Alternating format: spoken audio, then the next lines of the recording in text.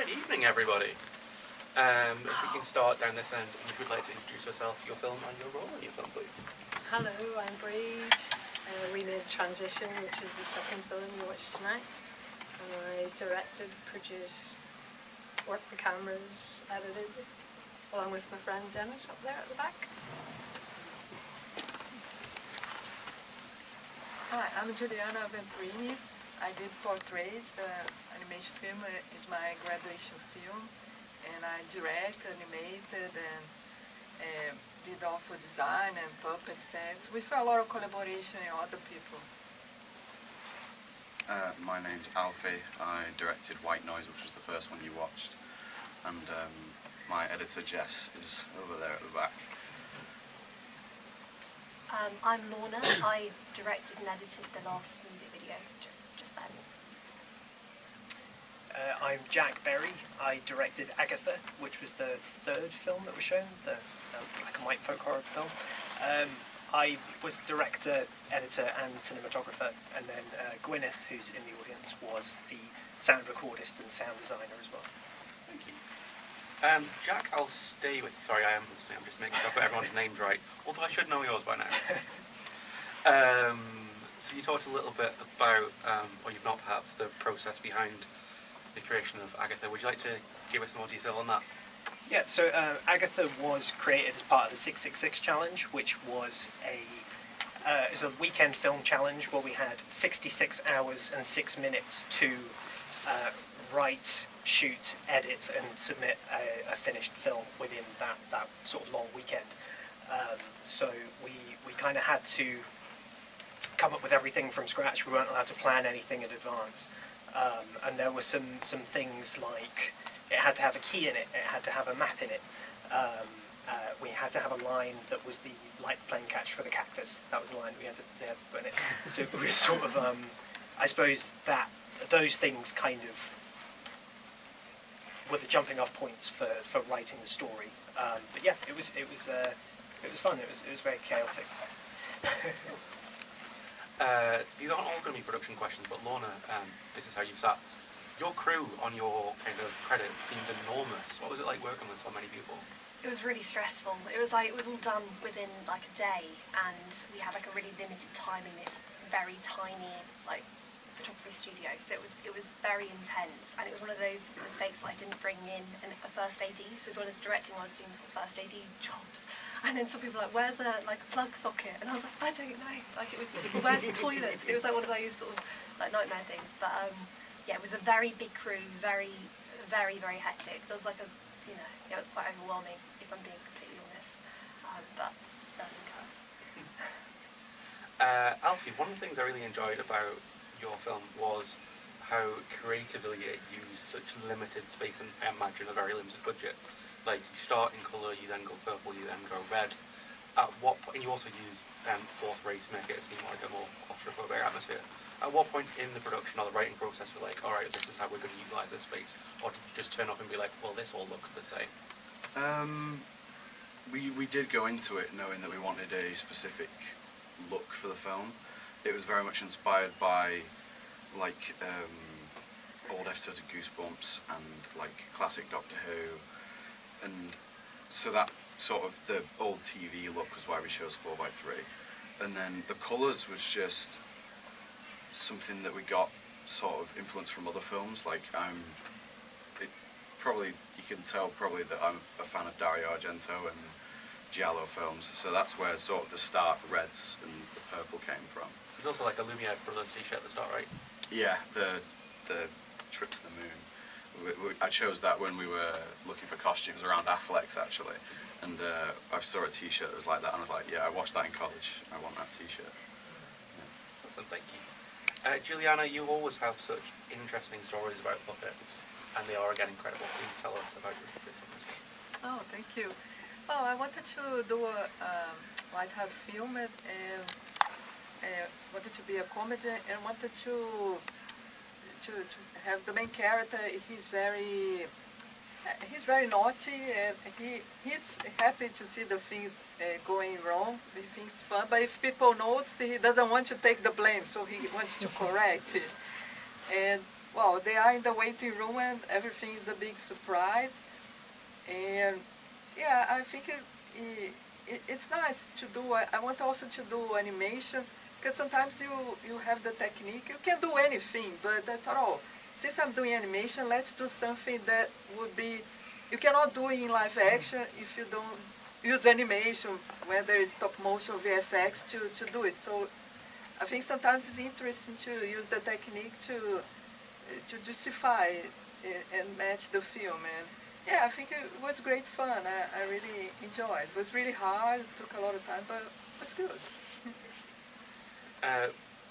Brej, your actor is incredibly charismatic and comes across as very spontaneous, but like honestly, how many takes were there? Oh, that was all shot in one. It was all done in take. one. Yeah. It's incredible. True story from the heart. We filmed over, I think, maybe an hour and a half, something like that. Might have been a bit, actually no, but 45 minutes. And I just cut everything down to what you have here. So it was just flowed.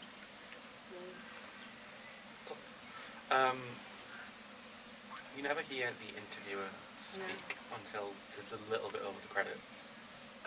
Was that something you cut out in that editing process, or was that Dennis a isn't conscious choice? ever allowed to speak. Dennis is not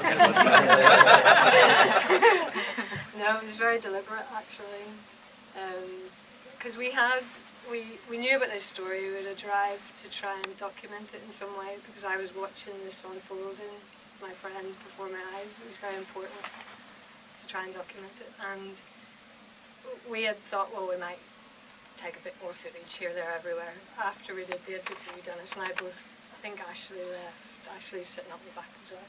Ashley left, and Dennis and I both looked at each other and went, we don't need anything else, that's it. And one of the main points of the story and the film is how important it is to listen to people and let them tell their stories, and that's what this was about. Dennis is there to listen, and he does that in a very engaged and active way. But the whole thing was all about Ashley and Ashley's story, and that's what we wanted. Juliana, the sequence, or the number of sequences where you see the hand drawing, did you create a glove that looks like the puppet's hand that you could then draw with in live action, or are they all stop motion animated as well? Oh, what we did was a life-size hand, like a puppet really, with all the structure inside, armature. And yeah, because the thing is, the small puppet hand, in the end, was very difficult. One of the most difficult things to do in a puppet is the hands in that scale. And it didn't really work the way we wanted. They were too hard. Certain movements I wanted to do, I just had to give up because they didn't work. And with the material we used. But the big hand, we had this idea to make the close-up. Because even if we managed to do a small hand that worked, it may look a bit fun in the close-up, may not look that nice and tight. And that really look better and was something that you could properly animate. That's again, it's really Yeah. impressive. Like, Oh, thank you. stop motion is always like, what? Alfie, making horror films, especially horror shorts, is hard, right? Like, in horror you have the kind of the slow climb where like what's going to happen, and then you have the release of tension on the scare on the way down. Then you also have the little kind of after that where you're like, oh, it's okay, everyone's safe.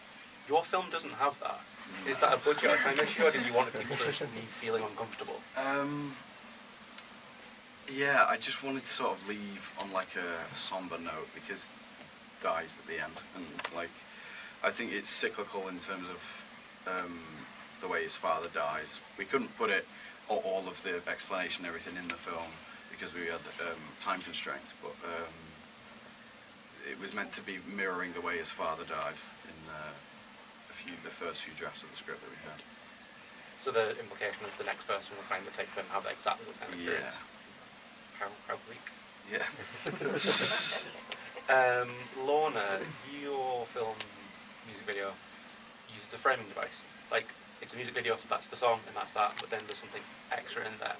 Was that something that the artist wanted, or something that you decided to put in yourself? That's something that I wanted. It sort of be that when she's breaking free and no longer being a people pleaser, her world expands and it's colourful, and then when she reverts back to reality, it sort of contracts and goes bleak and black and white. So it was very deliberate. Yeah. Jack, Agatha is in black and white, which I'm sure you know. What does that give, and what does that take away that you would have had or not had you shot in colour? I think little things like it being, it's kind of vaguely period. We decided it was kind of like maybe late 1700s or early 1800s or something, but we didn't really have much of a budget for like period accurate props or period accurate costumes or anything like that. We shot it all kind of in just natural light in the woods. We didn't have any extra lighting or anything like that. So I think colour grading it as well, it let me kind of play around and maybe sort of artificially darken things and artificially brighten things without it kind of losing a style. But yeah, it also just made it quicker to do because I could just kind of make it black and white and I didn't have to think about like the specifics of colour. But no, we have played around where I did, like after we submitted it, I played around with doing a colour version and it did, it's hard to explain, but it just lost something. I think it just felt so much more dreamy in black and white than it did with colour. Are there any questions from the audience before I monopolise this entire conversation? Sure. What is it? Lorna. Yeah, Lorna. Sorry. It's okay. It sort of reminded me to begin with, it was a bit like The Devil Wears Prada.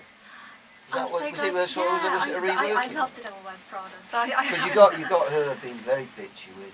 Yeah, that was really like I was really. You know, she was doing all the menial stuff. You know, the leg girl, if you want to call it. Yeah. And No. she's really nasty. No, it was very much inspired by The Devil Wears Prada. I'm so glad that came through. That was very much the intention. So the one who was doing that was sort of Meryl Streep inspired. and she was what do you call it? Anne Hathaway. Maybe. Yeah, kind of. Yeah, it was very much that was what I pitched it as. I was like, let's do a Devil Wears Prada sort of inspired music video. I'm really glad that. What I noticed is I think I've seen this before. Thank you. Any more? Yeah, sure. For Alfie, when the main character's in his sleep hallucination, the sound of the whole film goes like it sounds like it's submersed in water almost. Was that practical or did you do that in post or how did you do that? We did that in post. My very talented sound designer, Ruby, came up with the idea that we should make it muffled because it's meant to be like this endless void, but we wanted to emulate sort of like the analog sound of a low tone tape machine, so that's why we came up with the muffled idea. Anything from the back, maybe? Okay, I will start again then, and I'll start with Trish. Would you like to tell us what's next for the film and for yourself? Next for the film, I don't know really. We've put it into a few other film festivals, so we'll see what happens. Or maybe whatever Dennis tells us we're doing next. Dennis has got a film coming out soon called The Love Beyond, which will hopefully come here and see. Helped a little bit with that. And we have a new project coming up hopefully soon. My day job is in photography, but is moving more and more towards filmmaking and videos, so that's quite interesting, and this was a really good experience to help with that. Juliana? Well, sending the film to more festivals to send someone waiting to hear back from them. And I want to do a new film too, animation, but this one is completely different. It's dark, so I need to. I still didn't decide how to make the puppets look. They cannot be that cute anymore because the film is based on a person that existed, and even though sometimes she could be really funny, she had a very tragic life with a lot of bad stuff that happened to her. So yeah, it has to be a different look. And also, yeah, maybe working on the animation projects of other people. Well, that was my end of second year project for university. I'm now in my final year, so probably just working on what I'm working on at the minute, which is a documentary about a local rock band. Which band? I've not met them yet, so the idea is that we have to sign off a load of like ethics paperwork and stuff before I can meet the band, which is a nightmare. But We're getting there, and we start. We're not going to be shooting that until February. I'm going to have my first meetings, and we're going to record them at the end of this month, at the end of next month actually, and then we've got to produce a 3-minute proof of concept, which I'm doing for another band. So busy until I graduate. Is it going to be like that Studio 666 character? We're going for like a This Is Spinal Tap, if it was about commoners. Yeah. For the music video, just at film festivals hopefully, and for myself, I'm directing a rap music video next month. So that's it really. Yeah, Agatha's being shown at the Weekend Film School, which is on the 3rd of November. And then that's its final, it's done then, and we'll probably stick it on YouTube. But yeah, then outside of that, me and the writer Lily have actually had some discussions on how we could expand it into like a feature idea. And that's been interesting because we've been able to kind of look into the past and kind of research real kind of stories about witches and stuff, or women who are believed to be witches. And yeah, on top of that, I'm just kind of making horror stuff. And, yeah. So that was made for the Indie Horror Sock. You have an event in Manchester next week, I believe? Yes. So I recently joined Indie Horror Society as a member of their team, kind of helping them expand in the north. And on the 12th of November, we have an event at Pixel Bar in Manchester, where we're basically hosting it's called an Indie Horror Mixer, where it's kind of a mixture of a party and a networking event. You can kind of have a few drinks, but also you can kind of sort of an open mic, so you can go on stage with a mic and kind of pitch your film ideas and stuff like that. But yeah, that's next month. Thank you very much, guys.